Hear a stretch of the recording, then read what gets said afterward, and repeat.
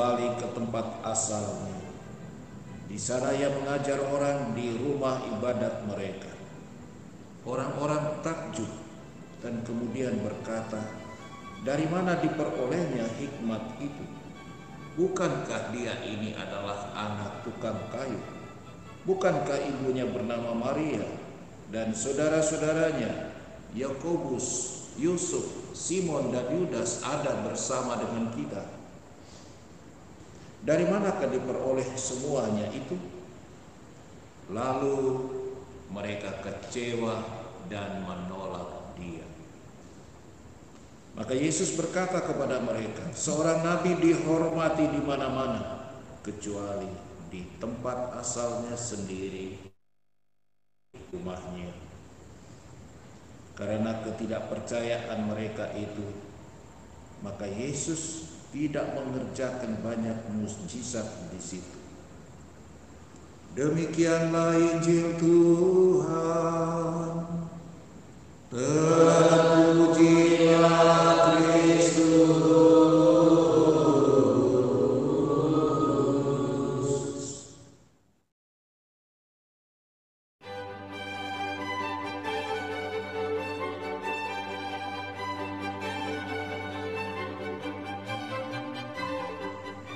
Saudara dan saudari sekalian, kerap kali kita mengalami kekecewaan di dalam hidup ini.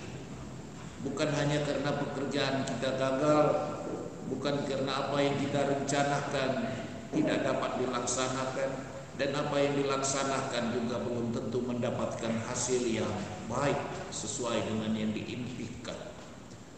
Begitu juga di dalam pergaulan, kerap kali kita merasa merasa berkata-kata secara baik, secara benar, apalagi berkata-kata secara jujur, tapi kerap kali berhadapan dengan cibiran, kerap kali berhadapan dengan reaksi yang negatif. Sesungguhnya itulah yang dialami oleh Yeremia yang kita dengar kisahnya dalam bacaan yang pertama. Itulah juga yang dialami oleh Yesus, sebagaimana dikisahkan di dalam Injil Matius tadi. Pertanyaannya, apa yang salah dengan Yeremia? Apa yang salah dengan Yesus? Jawabannya, tidak ada satu pun kesalahan dari kedua orang itu. Karena mereka berbicara perihal rencana Tuhan. Mereka mewartakan apa yang menjadi kehendak Tuhan. Mereka berbicara mengenai rencana indah dari Tuhan untuk kebaikan dan keselamatan manusia. Dan dalam rangka itu, kerap kali mereka juga harus berbicara dengan kata-kata yang keras untuk menyadarkan orang, untuk mengajak orang kepada pertobatan. Tapi disitulah letak permasalahan. Tidak gampang orang menerima perkataan-perkataan yang baik. Sulit orang menerima perkataan-perkataan yang benar. Lebih sulit lagi mengajak orang untuk berubah. Maka apa yang dialami oleh Yeremia, apa yang dialami oleh Yesus adalah sikap dan reaksi yang sinis dan negatif, bahkan ancaman dari orang. Di dalam Injil tadi sesuatu yang sangat ironis terjadi. Yesus menghadapi reaksi negatif itu justru di kampung halamannya sendiri. Setelah orang takjub mendengarkan pengajarannya, mereka lalu bertanya, dari mana dia mendapat ilmu dan hikmat? Bukankah dia ini anak Yosef yang hanyalah seorang tukang kayu?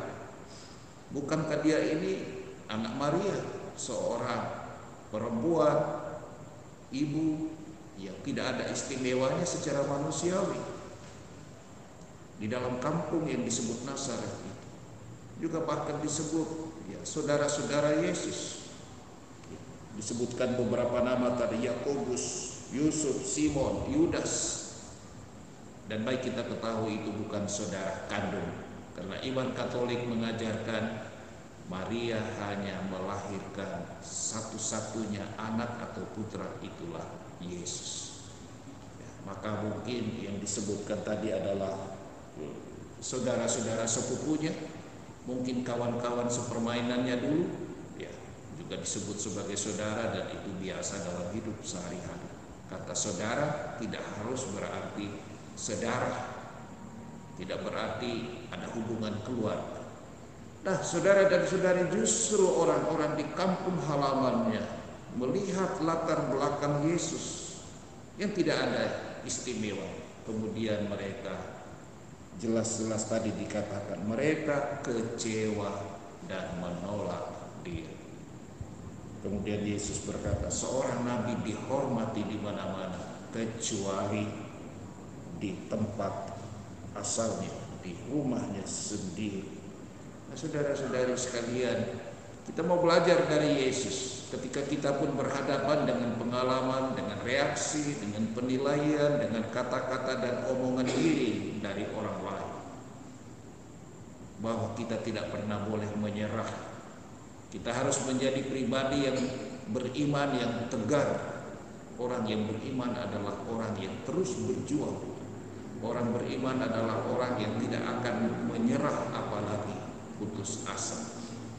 Mudah-mudahan saudara dan saudari, sikap yang ditunjukkan oleh Yesus, begitu juga Yeremia, dan tentu saja masih banyak tokoh di dalam kitab suci yang tidak pernah menyerah dalam hal kebaikan dan kebenaran, pun ketika berhadapan dengan risiko penolakan, reaksi yang negatif, itu juga menjadi inspirasi iman bagi kita sekalian untuk terus berziarah di dalam hidup ini dan terus berusaha tanpa menyerah untuk kebaikan dan kebenaran. Dan kita percaya orang baik, orang benar akan selalu dijaga, dibela dan dilindungi Tuhan.